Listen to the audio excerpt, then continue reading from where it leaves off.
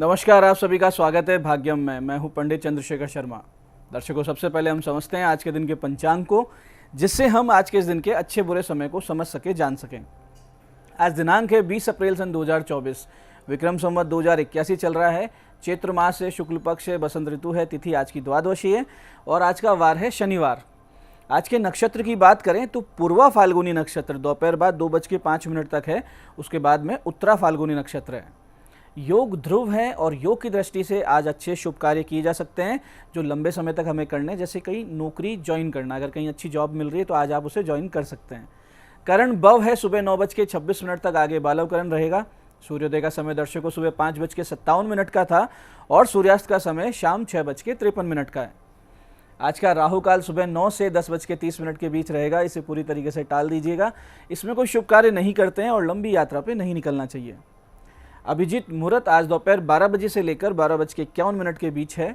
दिन में 4 बार दुष्ट मुहूर्त भी रहेंगे, इन्हें ध्यान से समझिएगा, सूझबूझ से टाल दीजिएगा। हालांकि ये चारों सुबह बहुत जल्दी निकल जाएंगे, फिर भी रोजाना इन्हें समझा कीजिए और टाल दिया कीजिए। आज के दुष्ट मुहूर्त थे सुबह 5:57, 6:49, 6:50 और 7:41। आज का दिशाशूल दर्शकों पूर्व दिशा में, तो पहली कोशिश तो ये कि पूर्व दिशा की यात्रा को आप टाल दें, लेकिन जाना बहुत जरूरी है, अनिवार्य रूप से आपको पूर्व दिशा की यात्रा करनी है तो उसका परिहार करें। परिहार इस प्रकार होगा, पूर्व की ओर मुख कीजिए, थोड़ा सा अदरक का टुकड़ा या उड़द के दाने खाकर पहले 5 कदम पीछे चलिए और इस दौरान अपने हृदय में अपने इष्ट का ध्यान करें, भगवान श्री राम का नाम लें और फिर इस दिशा की यात्रा करें। यात्रा बहुत अच्छी रहेगी और दिशाशूल नहीं लगेगा। आज का शुभ समय दर्शकों, यानी आज के दिन का सदुपयोग करने का जो समय है वो है सुबह 8 से 9 बजे, दोपहर 12:30 से लेकर शाम 5:15 के बीच। आज की चंद्र राशि दर्शकों सिंह है। शाम बाद 8:51 आगे चंद्रमा कन्या राशि में प्रवेश कर जाएंगे, जिससे आज के दिन सभी 12 राशियों के लिए कुछ इस प्रकार रहने वाला है। सबसे पहले बात करते हैं मेष राशि की। तो मेष राशि वाले आज अपनी बुद्धि और पराक्रम के लिए प्रशंसा पाएंगे। आज आप जो अच्छे एक्टिवनेस दिखाएंगे उसके लिए बहुत ज़्यादा अप्रिशिएशन होगा। वृष राशि वालों को विवादों में शांति और समाधान मिलता हुआ दिख रहा है। तो मिथुन राशि वालों को आज किसी पर भी अति विश्वास करने से बचना चाहिए। कर्क राशि वालों को धन लाभ होगा और किसी बड़ी सहायता से कोई अच्छा लाभ संभव है। सिंह राशि वालों को जीवन में उन्नति के आगे से आगे मार्ग मिलेंगे।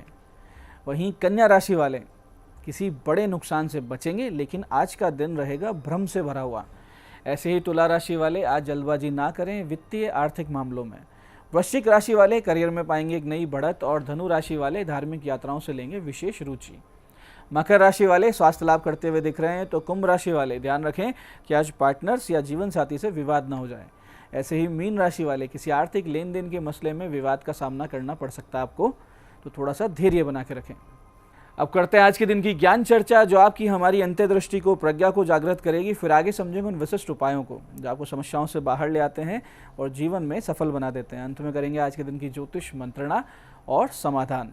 दर्शकों, रामायण और रामचरितमानस में बहुत ही सुंदर सूत्र आते हैं जो हमें जीवन जीने की नई राह प्रदान करते हैं। जैसे कि एक प्रकरण इस प्रकार है कि निषाद राज ग्रह केकई और मंथरा को जब दोष देते हैं, तब श्री लक्ष्मण जी समझाते हुए कहते हैं, जो बहुत अच्छी बात है हमें समझनी है, कि सुखस्य दुखस्य न कोपी दाता परो ददाति इति कुबुद्धि रेशा अहम करोमीति व्रथाभिमान है स्वकर्म सूत्र ग्रथितो ही लोक है। इसका अर्थ समझिए कि सुख और दुख देने वाला कोई नहीं होता है। दूसरा आदमी हमको वो देता है या ये देता है या उसने कर दिया, ये पूरी तरीके से विचार गलत है। मैं करता हूँ ऐसा अभिमान भी व्यर्थ है। सभी लोग अपने पूर्व कर्मों के सूत्र से बंधे हुए हैं। स्वकर्म सूत्र से हमारी जन्म पत्रिका बनती है। इसी को आगे गोस्वामी तुलसीदास जी भी कहते हैं कि काहू न को सुख दुख करदाता निज कृत कर्म भोग सबु भ्राता। इस तथ्य का सार ये है कि हम हमारे ही कर्मों के फल प्रारब्ध के रूप में भोगते हैं और इसमें किसी अन्य का कोई भी दोष नहीं होता। हमारे कर्म ने हमें बांधा है और साधना से, तप से, इष्ट समर्पण से हम इससे मुक्त भी हो सकते हैं। यानी सुख दुख बंधन मुक्ति सब हमारे ही हाथ में। तो अपनी इस जिम्मेदारी को, आध्यात्मिक जिम्मेदारी को समझें। अपने कर्मों को, अपने जो भी आप जो धर्म कर रहे हैं, साधना कर रहे हैं, इसे अच्छी दिशा में लेके जाएं, ताकि हम पूर्व जन्म के जो कर्म है, प्रारब्ध है, इनसे मुक्त हों और आगे की गति हमारी सुधरे। ये आज की ज्ञान चर्चा का सार है। अब बात करते हैं उन विशिष्ट उपायों पर जो आपकी सभी प्रकार की समस्याओं के समाधान बहुत ही सरलता से करते हैं और जिन्हें करके असफलता को बहुत पीछे छोड़ते हुए आप सफलता की ओर दृढ़ता से तेज गति से अग्रसर होते हैं। सबसे पहले बात करते हैं उनकी जिनका जन्मदिन है।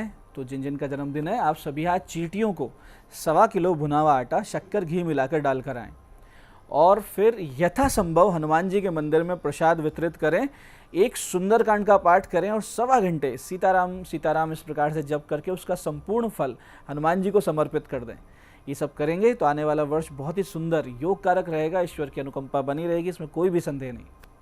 ऐसे दर्शकों, आप में से जो लोग आर्थिक रूप से परेशान चल रहे हैं, बहुत प्रयास के बाद भी स्थिति नहीं सुधर रही है, साथ ही वो लोग जिनका वैवाहिक जीवन खराब चल रहा है, लगातार कोई ना कोई समस्या, आपसी मनमुटाव से जीवन एकदम नीरस सा होने लग गया हो, ऐसी स्थिति में आप आज से एक सटीक शुद्ध सात्विक श्री कृष्ण साधना करें और इस समस्या से बाहर आएँ। आपको इसके लिए करना यह है कि नित्य भगवान गणेश जी की और श्री कृष्ण जी की पंचोपचार से पूजन करें। भगवान श्री कृष्ण को माखन, मिश्री, तुलसी दल का भोग लगाएं। 21 मोर पंख द्वारा उनका श्रृंगार करें, कमल के इत्र से उनको अर्पित करें और फिर तुलसी माला या वैजंती माला के द्वारा नित्य 11 माला 21 दिन तक इस बहुत ही सटीक विशिष्ट मंत्र का जप करें। मंत्र ध्यान से समझिएगा। मंत्र इस प्रकार है, श्रीम ह्रीम क्लीम कृष्णाय गोविंदाय स्वाहा। श्रीम ह्रीम क्लीम कृष्णाय गोविंदाय स्वाहा। दर्शकों, इसका प्रभाव तो तीसरे चौथे दिन से दिखने लगता है, लेकिन 21 दिन अगर आप कर लेंगे तो आप स्वयं आश्चर्यचकित रह जाएंगे इसके प्रभाव का अनुभव कर। 21 दिन के बाद में नित्य एक माला करते रहिए, भगवान श्री कृष्ण परमात्मा की कृपा बनी रहेगी, जीवन बहुत सुंदर चलेगा। ऐसे ही दर्शकों, जब अत्यंत ही विपरीत दशा चल रही है और सब ओर से आपको असहयोग मिलने लगे, कहीं से आशा की कोई किरण ना दिखाई पड़े, तो ऐसी स्थिति में माता दुर्गा की शरण लें, तन मन धन से भगवती के समक्ष समर्पित होकर अपनी पीड़ा का निवारण मांगे। यकीन मानिए, भगवती अत्यंत ही दयामयी है और थोड़े से साधन भजन से बहुत जल्दी पसीज कर आपके कष्टों को दूर कर देती है। ऐसी विकट परिस्थिति जब आए जीवन में, तो नित्य प्रातः भगवती के मंदिर जाएं, यथाशक्ति कोई भी एक फल भगवती के निमित्त लेके जाएं, मंदिर में बैठें, बैठकर सबसे पहले गणेश शतनाम का पाठ करें, फिर शिव शतनाम के पाठ करें और उसके बाद में दुर्गा शतनाम के स्त्रोत का एक पाठ करें। यानी पहले शिव जी, गणेश जी का, फिर शिव जी का, फिर दुर्गा माता का। अंत में इस परम सिद्ध सटीक मंत्र का बिना गिने मन लगाकर 20-25 मिनट जप करें। कुछ ही दिनों में आप देखेंगे जीवन से कष्ट ऐसे गायब हो रहे हैं जैसे अग्नि उत्पन्न होने के बाद में अंधकार दूर हो जाता है। तो जो मंत्र जाप आपको करना हो इस प्रकार है, ध्यान से समझिएगा।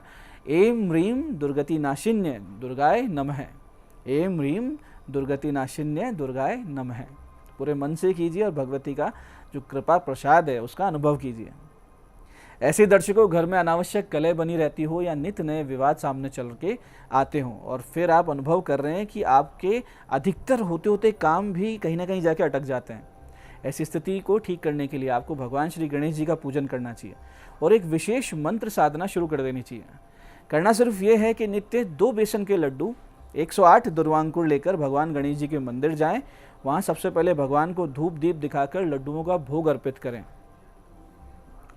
और फिर अपनी सारी समस्या, अपनी परेशानी भगवान को पूरे समर्पण और आदत भाव से कह दें। फिर एक एक दुर्वा गणेश जी को इस मंत्र के उच्चारण के साथ आप समर्पित करें। 108 दुर्वाएं, 108 जाप होंगे, प्रत्येक दुर्वा के साथ एक जप करना है। 11 दिन ये साधना आपको करनी है। समस्त समस्याओं का निवारण निश्चित रूप से मिलेगा, इसमें रत्ती भर भी संदेह नहीं है, आप करके देखिएगा। मंत्र है ओम विघ्न राजाय विनायकाय नमः। ओम विघ्न राजाय विनायकाय नमः। तो ये थे आज के विशिष्ट उपाय जो आपको समस्याओं से बाहर ला रहे हैं, मनोकामनाएं पूरी कर रहे हैं। अब बात करते हैं आपके सवालों की। आपके सवालों में आज हमारे पास जन्म पत्रिका आई है हमारे दर्शक अरविंद सिंह जी की। 15 दिसंबर 1993 सुबह 8:22 अजमेर। क्या काम धंधा करें, भाग्योदय कब होगा? अरविंद जी, आपका धनु लग्न है, धनु ही राशि है, लग्नेश गुरु आपके आय भाव में बैठे हैं। इसके अलावा आपका भाग्य का मालिक सूर्य कर्म के मालिक बुध के साथ 12वें भाव में जाकर बैठ गए हैं। अब ये सारी स्थिति दर्शा रही है कि आप अपने जन्म स्थान से दूर चले जाइए और वहाँ जाकर भोजन संबंधित कार्य या शिक्षा संबंधित व्यवसाय कर लीजिए। भाग्योदय लायक समय आपका अभी भी चल रहा है, बस आपको दूर जाकर काम शुरू करना है। मंगल के जप करवा लेंगे तो विशेष लाभ हो जाएगा। आज की दूसरी पत्रिका ये हमारी दर्शक मुक्ता जी की। 4 मार्च 1997 का जन्म है, शाम 6:37 उदयपुर। विवाह कब तक होगा, वैवाहिक जीवन कैसा है? मुक्ता जी, आपका सिंह लग्न है, धनु राशि है, सप्तम यानी विवाह भाव में सूर्य बुध शुक्र और सप्तमेश शनि केतु अष्टम में बैठे हैं, तो सौभाग्य कारक गुरु भी नीच राशि में स्थित है। बहुत ही सारी ये जो समस्याएं हैं ये आपकी वैवाहिक जीवन संबंधित है, तो ऐसी स्थिति में घट विवाह अवश्य करवा लीजिएगा। साथ ही द्वितीय भाव स्थित मंगल राहु अंगारक दोष और शनि गुरु के जब भी आपको करवा लेना चाहिए। आपका विवाह अगले वर्ष के अंत में यानी दिसंबर 2025 में हो जाएगा। आज की तीसरी पत्रिका ये हमारी दर्शक बबीता जी की 13 अक्टूबर 1992 का जन्म है, शाम 6:45 नारनौल। विवाह का योग कब है? बबीता जी आपका मेष लग्न है, मेषी राशि है, सप्तम भाव में 2 ग्रह विद्यमान है, इन पर शनि की दशम दृष्टि भी आ रही है, इससे विवाह में विलंब हो रहा है। तो आप गुरु और शनि के जप करवाइए, एक अच्छा सा पुखराज पहन लीजिए, आपका विवाह नवंबर 2024 से पहले पहले तय हो जाएगा।